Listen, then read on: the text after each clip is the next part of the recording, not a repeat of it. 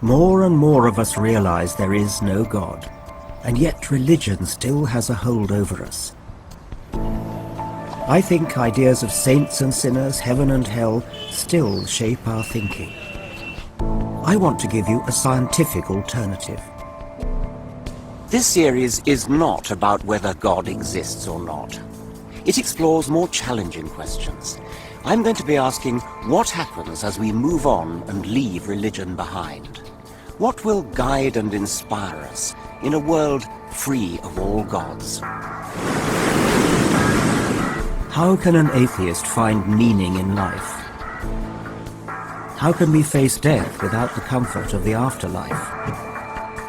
And how should we think about right and wrong? I have to believe there's a plan, and that God is going to accomplish something through this. I suppose Jesus is an unpaid babysitter. It's like, if I'm not watching you, Jesus is. So do you think that we in the West are too materialistic? I think so. This film is about sin. Even today, most of us still carry around the religious notion of sin to tell right from wrong.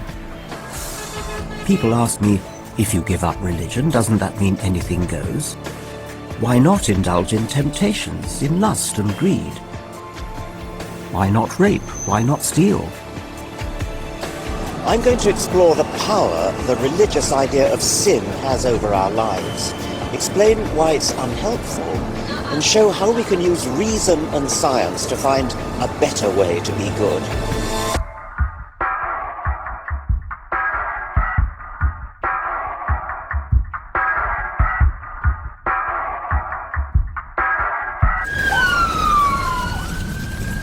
Cars were set alight and shops looted. If we don't believe God is watching over us, we abandon morality. That's what people say to me. Are they right?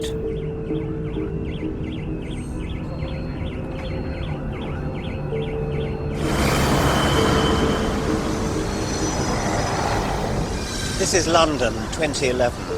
For the past 2 nights, there have been riots, there have been windows smashed, there's been looting. It's hard to know why. There doesn't seem to be any very well articulated political motive, no religious motive.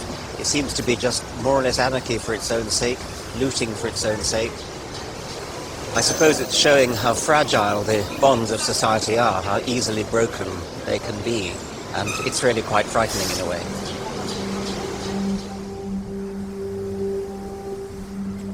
Before I look at what reason can tell us about this, I want to explore the case for religious morality. To understand the challenge facing atheists like me, you need to meet someone like Ray Lewis. Evening, boys. How are you? Newham, East London. In a neighbourhood ravaged by drugs and gang violence, youth workers are fighting back with a tough love approach, inspired by Christian faith. Some of you got homework. Who's going to say, lead us in grace today before supper? Well done, Moses. Come out the front here, son. Let's bow our heads in prayer. God bless this food as we eat today. Some of the riots that we saw in different parts of England reveal that we are in a great state of crisis. I think what was going on was a sense in which, frankly, why not? What is it that will restrain me from getting involved in that? That's what we're working with against that backdrop. We've got to carve out something where the boys know where they are. Is the discipline stricter here than it is at your normal school? Yeah.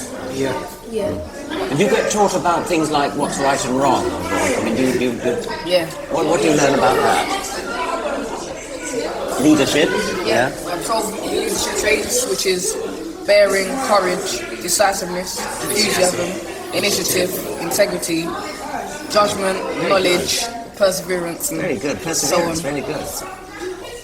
I think that this country, despite its riches, is morally bankrupt. I was talking to a young man here recently the other day, and he said, I've been here, sir, 18 months, and I realise I don't have to lie and steal. He realised that he doesn't have to do it. He's 14 years old. I said, well, what do you mean? He said, every time somebody asks me a question, it never dawned on me to tell the truth. It's just I've grown up in a culture where everybody lies, everybody cheats, everybody deceives. Ray Lewis makes a powerful case for the clear-cut rules of religion. For him, God and an afterlife instill a sense of responsibility in this life. I believe that there's a spirit in a man and a woman that goes on beyond, and therefore at some point that has to come into account. Now that's what I choose to believe. I'm not going to argue for the science of it, but what I would say is I actually do believe that there will be a point at which we have to give an account for the lives that we've been given. I think there's no evidence that we do survive death. I think and so this life is what we've got, and that should really redouble our efforts to make this life worthwhile, not just for ourselves, but for other people. Try to make the world a better place, because it's the only world we've got. I wonder whether or not you have rejected the trappings, the bullshit of religion, rather than looking behind it. Because you see, for me, to look beyond this life gives this life a greater sense of focus. That, I think, is something that religion brings and gives and celebrates. Without that, Richard, we've just got intellectual masturbation, haven't we? We don't all have your intellect and your scientific genius. So how are we going to get to the point where we can work it all out in this kind of fuddy-duddy way? Well, I have no illusions. I mean, it's very, very difficult. And my solution would not be a religious one. You try to educate people, which you're doing brilliantly, it seems to me. We could sit down together and talk to each other and say, I would not wish to live in the kind of society. Richard, I hear it, but without religion, do you not lose power? What drives me in this work is some sense of the spirit. Martin Luther King, he talked about soul force. Gandhi was very much leaning on his spiritual sense of God, if you like. Where if you don't have that, how is it going to happen? There's no power.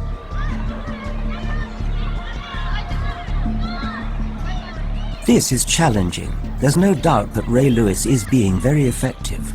I can see the value of invoking God's authority, and great leaders like Martin Luther King and Gandhi who had religion too. But there's a problem. This approach is about persuading children that they'll be held to account in an afterlife. But there's no evidence for that, and the more you think about it, the more implausible it seems. And also, do we really want to take our morals straight from the rather rigid rule book of an ancient desert tribe?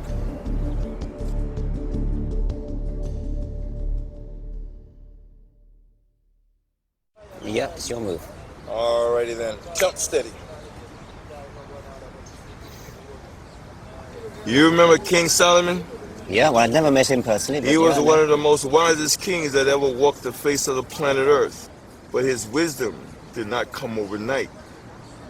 He had to humble his spirit and bow down to the true and living God. People tell me that if there is no God, there is no morality. It's true that throughout human history, religion has handed down simple rules on what's good and bad. Eat him up. But it's a belief system rooted in a Bronze Age view of the world, obsessed with sex and policing the purity of the tribe. Before I set out the rational view of morality, I want to explain the problems with the old religious moral codes. Here we go. Understanding the enemy. 3 enemies we face: the world, the devil, and the flesh. I'm going to go fairly quickly through the world and the devil, and we're going to spend most of our time today dealing with the flesh. What we don't want to do is get hung up on, oh, the devil made me do it. We just want to see how the devil interacts, and specifically how Jesus modeled some countermeasures. As temptation. This is Every Man's Battle, a Christian ministry that runs hundreds of workshops across America every year. Here they adapt ancient scriptures to try to fight modern male temptations like internet porn.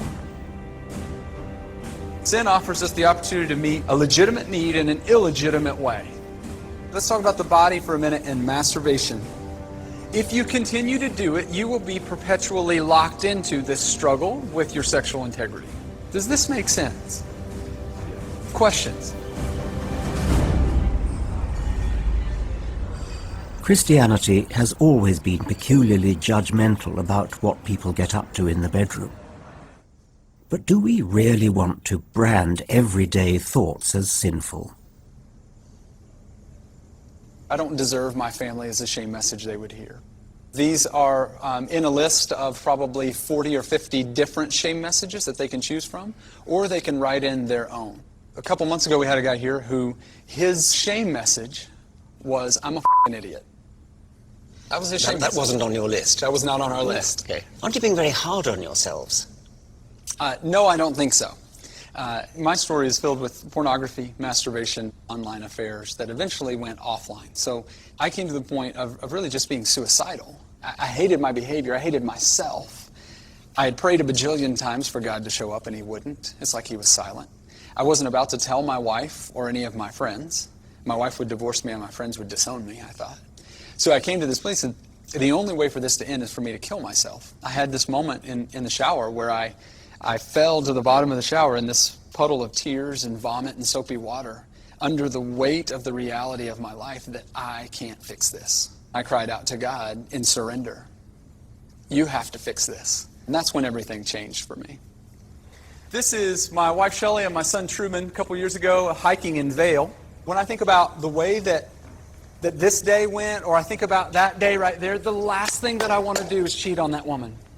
Right? The last thing I want to do is tell this little boy, hey, your dad was an adulterer, and then he got his life right, and then he wrecked it again. I don't want to have that conversation.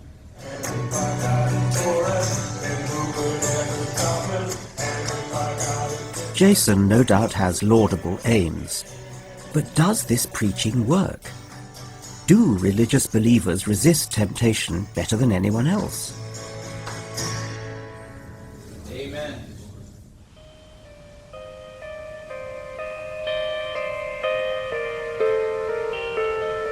In 2011, the psychologist Darrell Ray scoured the evidence.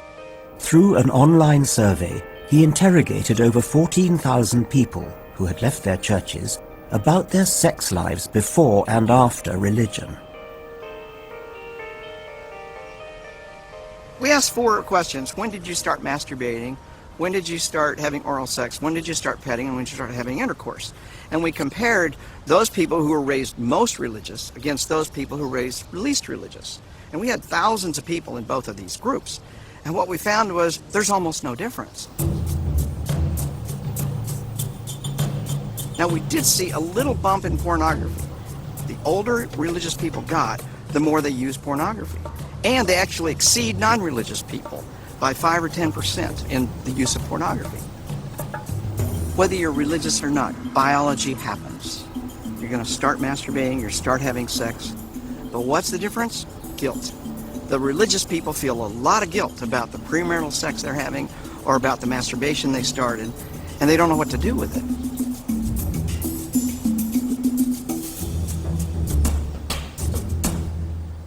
So there's really no difference in the actual sexual behavior that religious and non-religious people indulge in. What is different is the guilt they feel or don't feel when they do it. And religions preach against pornography and preach against masturbation, preach against premarital sex, and it does no good. The highest use of pornography in the United States is in Utah and Mississippi. So these are things that churches preach against, and yet their members are using it even more than secular people do. When I give my talks on sex, I oftentimes ask, how many of you masturbate? And I'll get people raising their hands all over the place, maybe 80, 90%. Some people will raise both hands. If I ask that same question in a religious group, nobody will raise their hand. But we know that somewhere in the neighborhood of 95% of males masturbate and 70 to 75% of females masturbate. So if nobody's raising their hand, that tells us they're lying. Religious people lie. My own grandmother lived 83 years. She went to the grave denying that she was ever divorced because her religious beliefs said divorced people are condemned and damned. So she never admitted it. We all knew she had, but that's the power of religion, to hold an entire lifetime hostage. That's a lot of pain.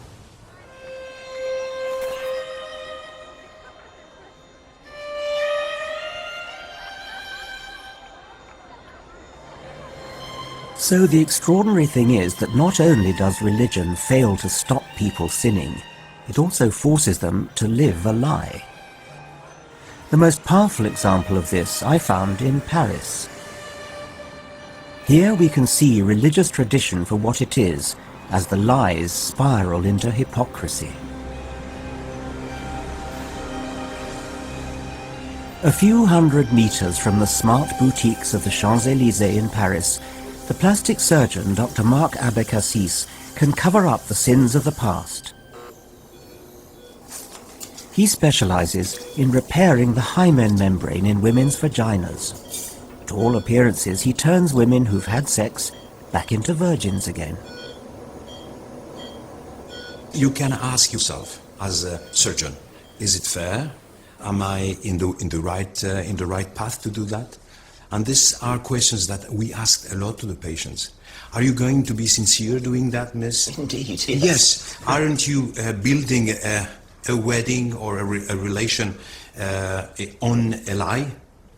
And you know, and more I ask these questions, more and more I have the same answers. They just ask me, Dr. Abécassis, who do you think you are? Maybe I'm not going to be a virgin in the facts, but I want to rehabilitate myself. I want to restore my integrity. This is a pureness to give back to the person I shall love or I shall marry with. But this hymen reconstruction, it's just symbolic of something which is not there. It's a lie. It's a lie for you. It's a lie for you. Dr. Abécassis performs around 4 of these operations every week, and demand is growing. The majority of patients are Algerian Muslims, and for many, sadly, this is not some luxury option, but grim necessity. They tell you, my brother is going to kill me. There is this bad situation in which they are going to be if they don't present an intact membrane. So that means if they don't bleed, does it? So, they know today more and more that they are not obliged to bleed, but they know that if there will be a resistance during the intercourse, so things are going to be all right.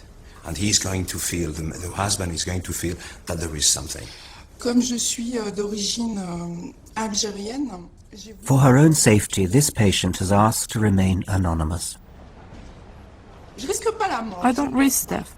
I don't think so. Because after all, I have a family which remains quite humane.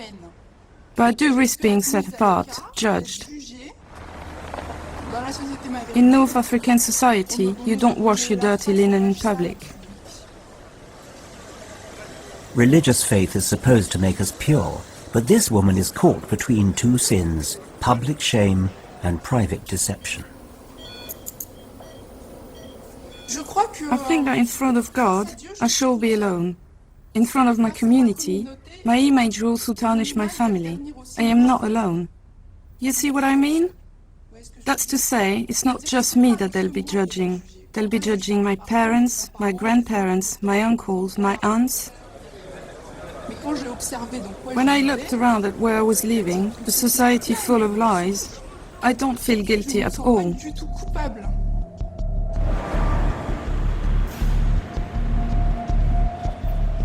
It's not just that the old notion of sin isn't relevant anymore. We've seen that it clashes with reality. It creates guilt and a society full of lies.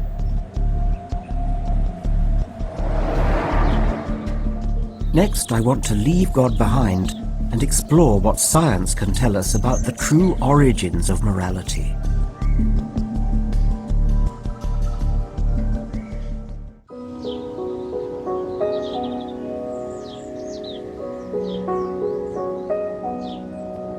Some people think that if we get rid of God and all religious values, all that's left is anarchy.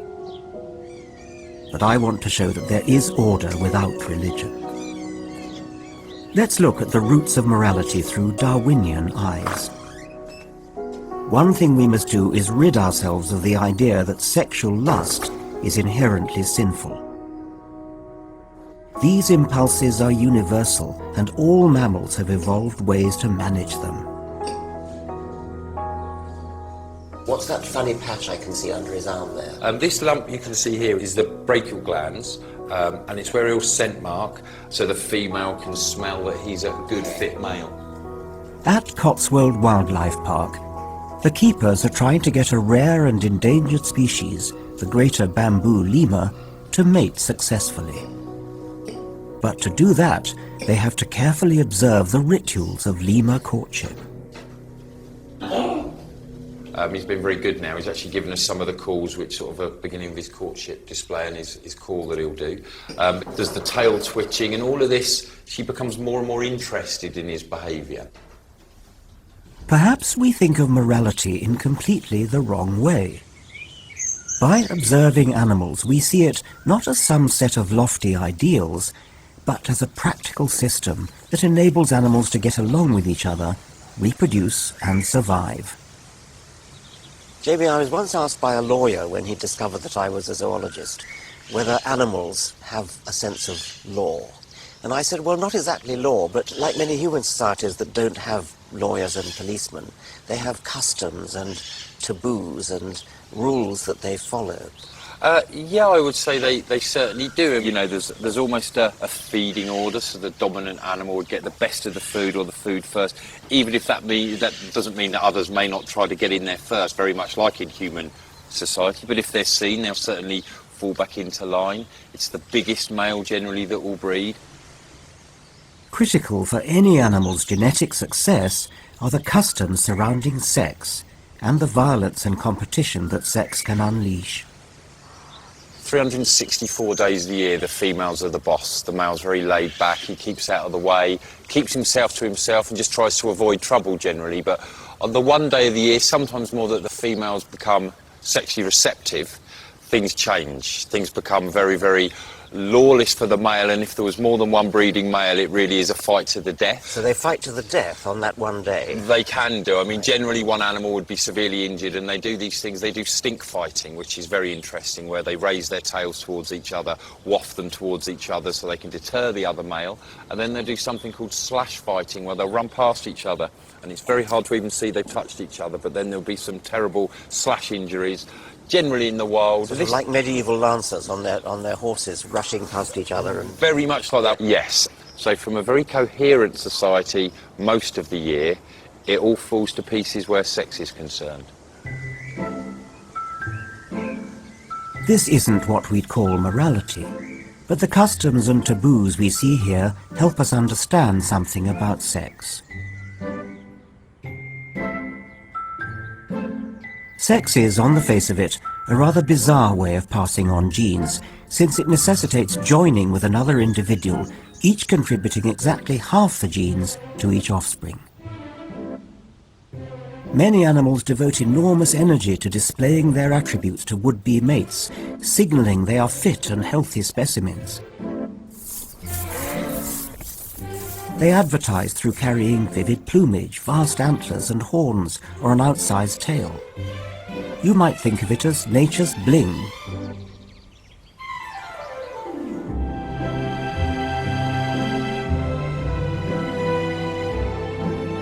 Humans also do this, just sometimes in a more roundabout way. Dances like the tango, for example, are courtship rituals in human form. Darwinian theory is really a sort of branch of economics. You might think that the two sexes are kind of equal. They both have the same amount to gain from mating. Not so. The goods that a female mammal brings to the deal are her womb, time devoted to the baby inside it, and milk to feed it. The male generally provides protection and food. So far so good, but the male and female have very different genetic interests, which is where it gets interesting. The male has the most to gain by, if he can, persuading lots of females to mate with him and leaving each one to fend for herself. The female has the most to gain from persuading one male to be loyal to her, faithful to her, and to provide a full economic upbringing for her offspring.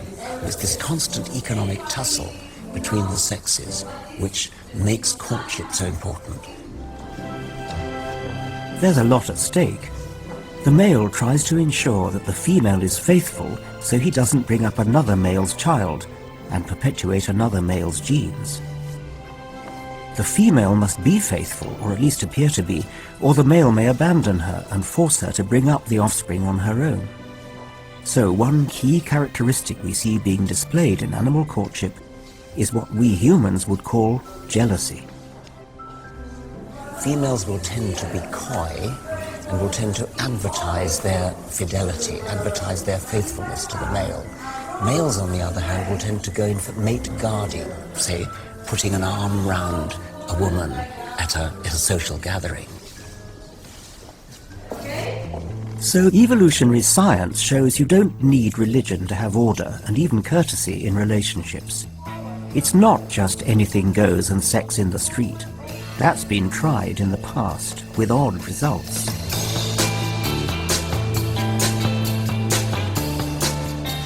Well, I think what's happening in San Francisco is the only meaningful thing that's happening in this country, and quite possibly the world. In the 1960s, the San Francisco Bay Area was at the heart of the hippie experiment in so-called free love. I remember it well, because I was there. Well, this is Telegraph Avenue, which used to be filled with street people selling beads and carpets and drugs and things. Can't see any sign of that activity today, but possibly it's just because it's only about 9 o'clock in the morning. Probably haven't got up yet. I used to live here in the late 1960s. I was a very junior faculty member at the University of California. And it was a time of great political unrest. It was the time of the Vietnam War. There was tear gas, there were riot police, National Guard, bayonets. Part of the rebellion against authority came in trying to throw off sexual inhibitions. Coyness and mate guarding were out. The sexual culture was pretty free, rather shockingly so. I remember once walking down this very street and there was a young man walking ahead of me, sort of hippie type, and every young woman who came towards him, he would just reach out and feel her breast and then just walk on, and she took not the slightest notice. Another time I saw a young woman in Telegraph Avenue completely naked. That is a very clear memory. It definitely happened. But that 60s culture of letting it all hang out didn't last. I'm intrigued by why all that's left today are tourists, grizzled street sellers, and dirty needles in the park.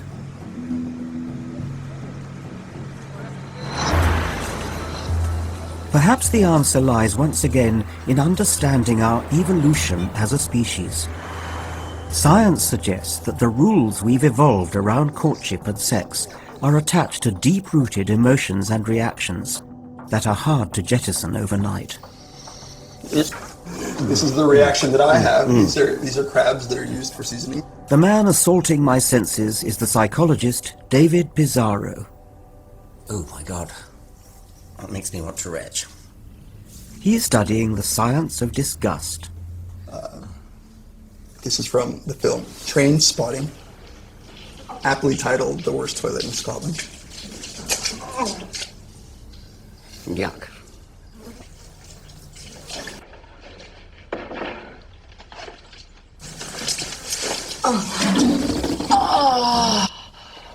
That's horrible.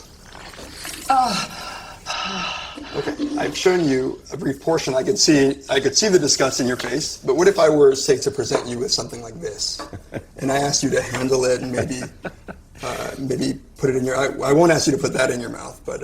Well, I mean, I can kind of tell that's a joke. Yeah, this actually wouldn't worry me all that much. I mean, I can see... You might trust that I wouldn't put actual feces, and as it turns out, this is soap. It's soap, so now you told me I wouldn't mind washing my hands with that. Right, no. So now I'm going to show you a few other images. They're different from the first ones I showed you. You'll see immediately why. Oh, God, yes. David Pizarro shows me a highly graphic image of 3 elderly men engaged in homosexual sex. Ugh. Oh, God.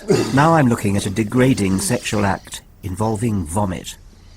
I'll leave this at 2 because these are actually so disgusting that I feel bad having shown them to you. Those two images were images of a sexual nature. And as it turns out, the domain of sex is one in which we are easily disgusted. The yuck reaction is an emotion that almost certainly evolved to help us survive, to make us back off from potential disease. But what's fascinating is how disgust seems to have been harnessed to reinforce our sense of judgment and moral disapproval. I kept finding that responses to questions like how disgusted would you be if you were to walk into a public restroom and found an unflushed toilet were consistently correlated with political orientation. The more likely you are to be disgusted in everyday life, the more likely you are to hold attitudes in the sexual domain especially that are moral beliefs against, for instance, the behavior of two men having sex. Yes, I mean, let me ask you a first question about that, because I had a fairly strong disgust reaction to some of the things you showed. But the important difference is that I don't try to impose my own dislikes on what other people are allowed to do. It's nothing to do with me what people do in private. I think that's the crucial distinction. But it is a very common thought in moral codes across the world that many things are wrong by dint of their being somehow impure.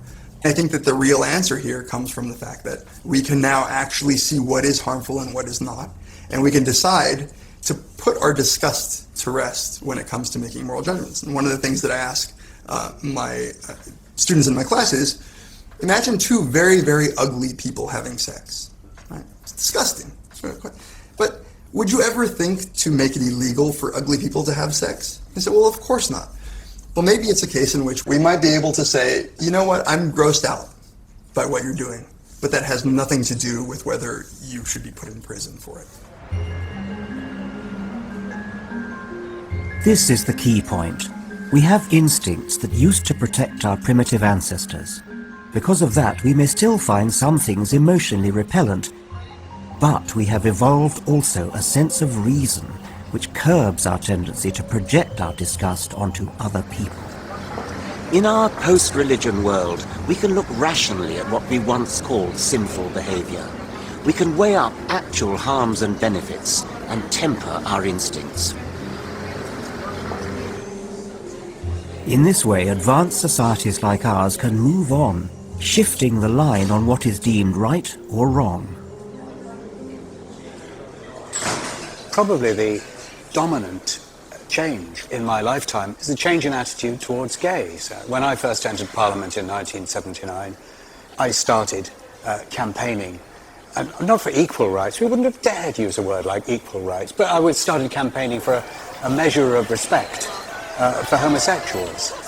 I thought if I was very lucky, we might get the age of consent reduced from 21 to 18 by the time I died. I thought if I was very lucky, I could stop the police impersonating gays in order to pick people up in public lavatories and then prosecute them. These things seem to change so slowly, and then suddenly, like an avalanche, everything changed. And long before the end of my life, I cannot believe the speed with what seemed to be a really fixed public loathing of homosexuality has changed to a shrug of the shoulders. Yes. Matthew Paris believes it is our capacity for reason that lies behind this growing tolerance. In our culture, the advance of science, the advance of scientific, medical, psychological knowledge, the understanding that things are not rooted in sin that comes from demons and the devil, but rooted in very deep in internal aspects of our own, the mechanisms of our own minds. So blame is much less important in these things. And of course, illnesses used to be attributed sometimes to sin too. Well, it isn't a matter of sin, it isn't a matter of blame. And I think those attitudes have probably been changing over 200 years, and the change has accelerated in the last century. It seems like a wonderfully positive story, but Matthew Paris does have concerns. They're getting, well, what should we say, more liberal, more tolerant. What you and I would think of as better. We're actually getting better. I suppose, though, that a fear that certainly haunts me and others in the gay liberation movement is that if things could swing so rapidly in our favour as they have, could we in a sort of Third Reich-like world see things swinging very rapidly equally rapidly the other way. A backlash. How little anchored, perhaps, are these categories? Yes.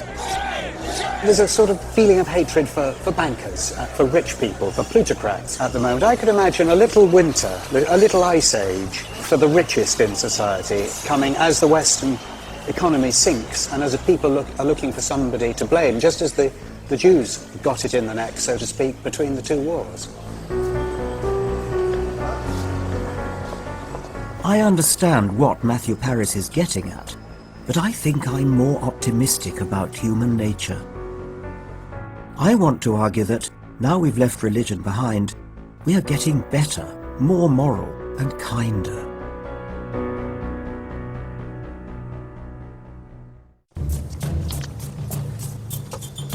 Come on, Tycho. If you want to understand what makes a human being good, watch them with a pet. Tycho is a wolf, or he thinks he's a wolf. His not very distant ancestors were wolves.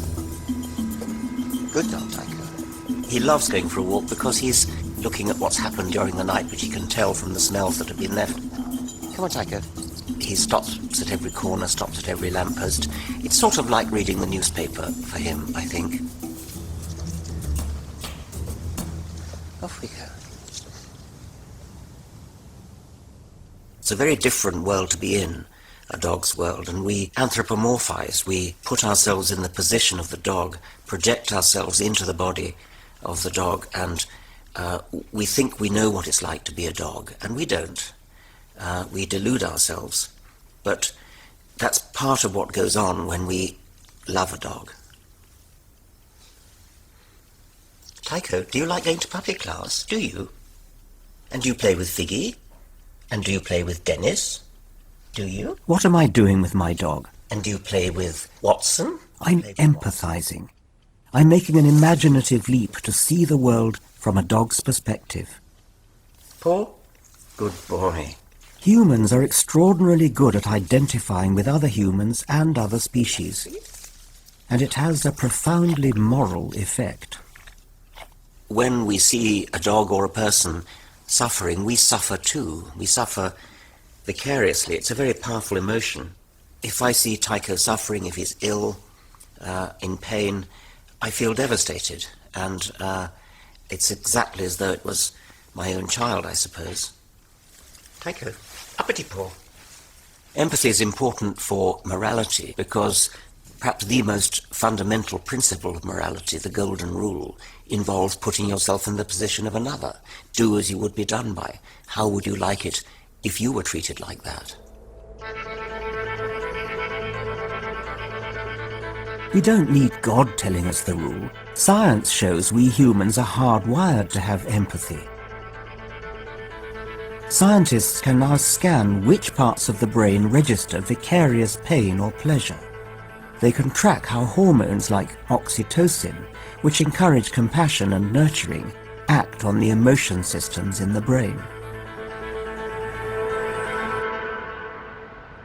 Brain science helps us to see why we find it a bad idea to steal, why we hate to see somebody kicking a dog. We can trace the chemicals in the brain that reward kindness. We can see what goes on in the brain when we feel for others. Goodness is natural to us. Kindness is in our physiology.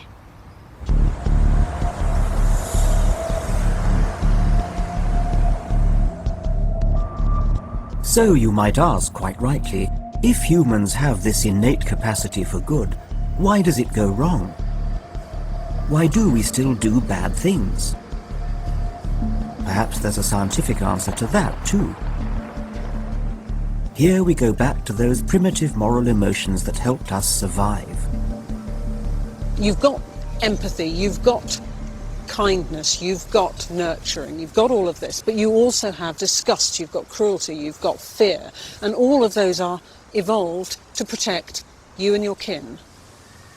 The neuroscientist Kathleen Taylor has studied what happens when people decide that others are not included in their tribe. She calls it otherization. The others are commonly classed as beasts or subhuman. You're not just saying that's my enemy, you're actually saying that is a less than human person. I am not going to accord that person the same moral status as I would to my nearest and dearest. And those who carried out the final solution in Nazi Germany could only have done it, presumably, by otherization of the Jews. Yeah, because one of the things that otherization does is it suppresses empathy. So, for example, the Einsatzgruppen, the groups who were committing the worst atrocities on the Eastern Front in the Second World War, they're not just forgetting about morality altogether and just engaging in cruelty. Their cruelty is very targeted and very directed, and people who are part of their group escape cruelty on the whole, and people who are not part of their group, they're the ones who bear the brunt of it. But even in the times of horror, there are moments which should be cherished, where empathy breaks through. There's an interesting example from the SS of a man who is helping to dispose, as they put it, of some Jewish children whose parents had already been killed. And he talks about how he was doing it and he had to take the hand of a little girl and he just couldn't do it. His empathy came back and overwhelmed him. So he's got a lot of ideology, a lot of group pressure saying these people are not human, you will not treat them as human. But it's obvious that if the cues are sufficiently powerful, if you like, that can go, that can be reversed. He was on his own for a little while with this little girl, and suddenly he was a dad. Now, he realized she was human. Yeah.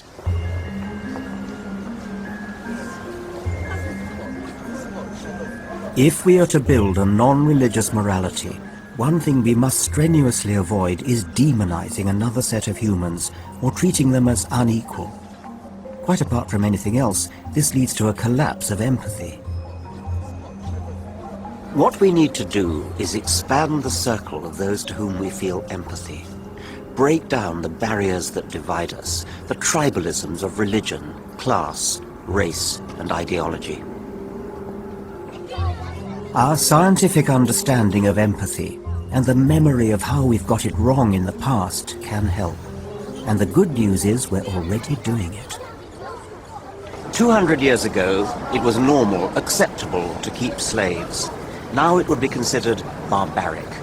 The same with racism. I was brought up in British colonial Africa, and I vividly remember the patronizing attitude at the time.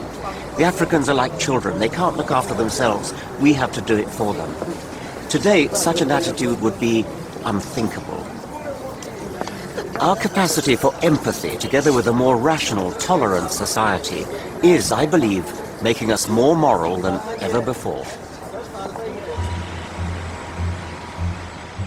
And yet, if you were to believe some moralists and some newspapers, society is going to hell in a handcart. But is it? The psychologist Steven Pinker has looked at the figures in detail, including data from the British Home Office and the US Bureau of Justice, and found that as religion declines, we are becoming ever more civilized. I had no idea that, say, in the last 40 years, the rate of rape had declined by 80%. 80%? 80% in the United States. The rate of domestic abuse in both the UK and the US. And that rape figure is even more surprising because presumably the number of reportings has gone up. Exactly, yes. That's right.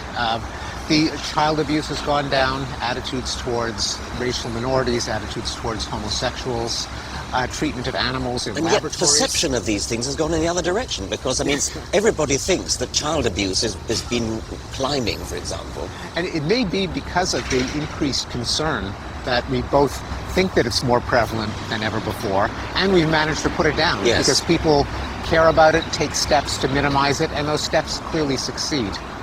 And there are many positive developments that we take for granted because they're non-events. They're dogs that don't bark. An example would be the disappearance of war between developed states. Even in the developing world, where we think of as a war-torn hellhole, the numbers show that the number of wars and the number of deaths in war have plummeted worldwide in the last 20 years, since the end of the Cold War. Deaths are lower in absolute numbers. In a world of 7 billion people, fewer people are dying in warfare than ever before. Are we too down on ourselves? Do you think actually we're becoming more moral?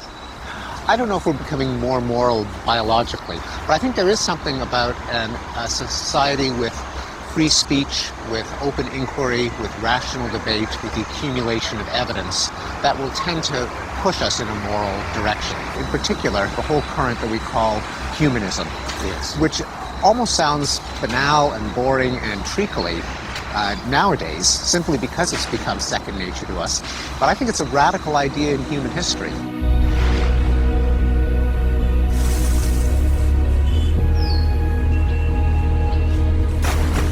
A cynic about human nature might say that religious morality is an effective way of keeping people in line. The threat of hell, the reward of heaven. But the rules of the holy books are out of date and often barbaric. Science shows that we're governed by quite logical hidden rules and customs, and the highly evolved senses that humans have of reason and empathy. More important, we now live in a rational age and can look at where we've gone wrong in history and avoid the tribalism that divides and harms us. This surely is real progress. We live in what may be a more peaceful, more civilized world than ever before. We have the opportunity to develop a new morality, and that is an exciting part of what it means to be human.